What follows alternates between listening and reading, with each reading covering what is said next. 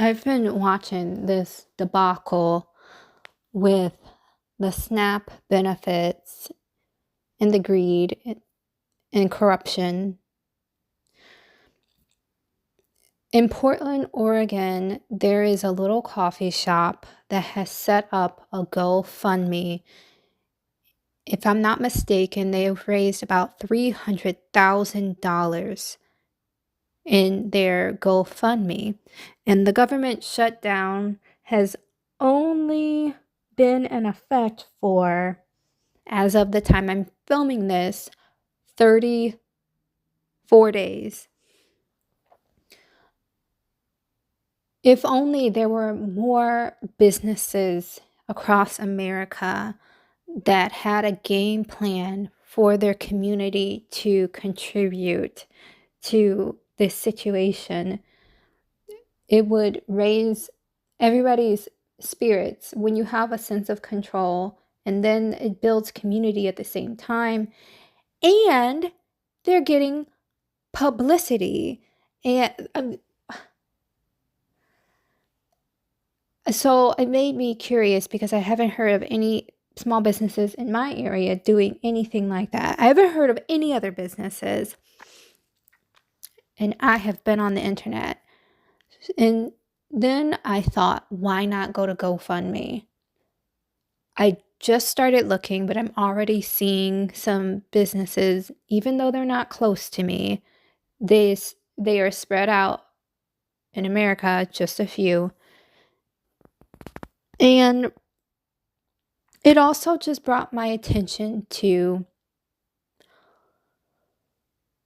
just the different funds that people have. People were already in a bad position. But anyway, I really would love to see a snap back, a counter move in response to the cutoff of the SNAP benefits. I want to see a public move, a public response, a tremendous, overwhelming response of people demonstrating love and compassion. And I didn't really understand what compassion really meant. It is to recognize somebody in a specific circumstance that is unfavorable, to recognize it, feel that in some capacity through your own experience in life, have that reference point that you can at least reference and try to imagine.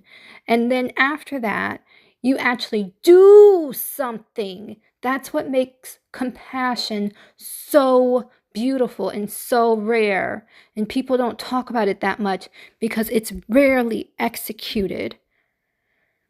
But that's what I want to see. But compassion,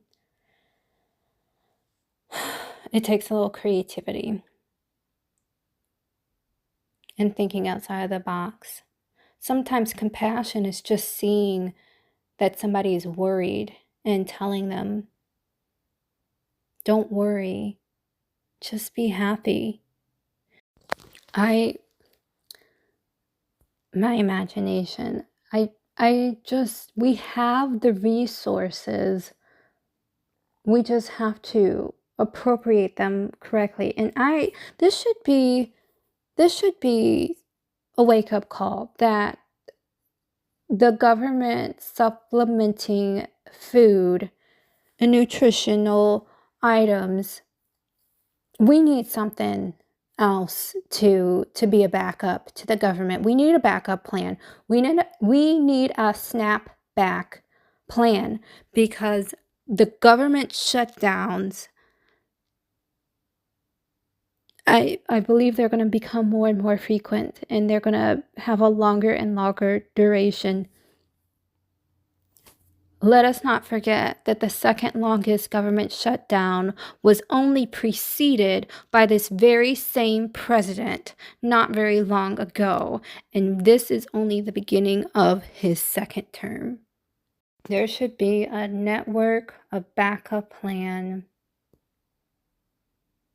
for SNAP benefits, whether that's run on a state level or regional level. Something needs to be in place for people. This should not even be possible.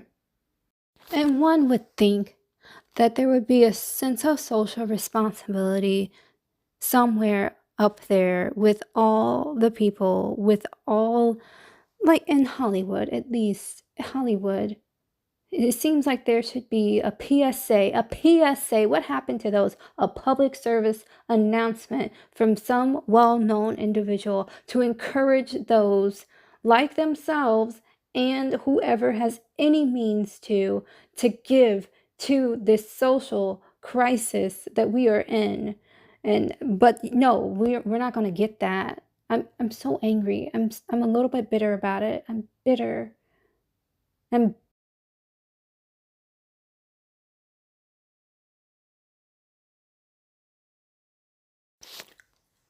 there needs to be something, because there are so few people right now on the right side of history and so many people on the wrong side.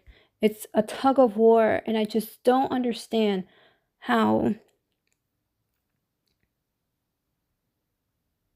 it can keep going on like this.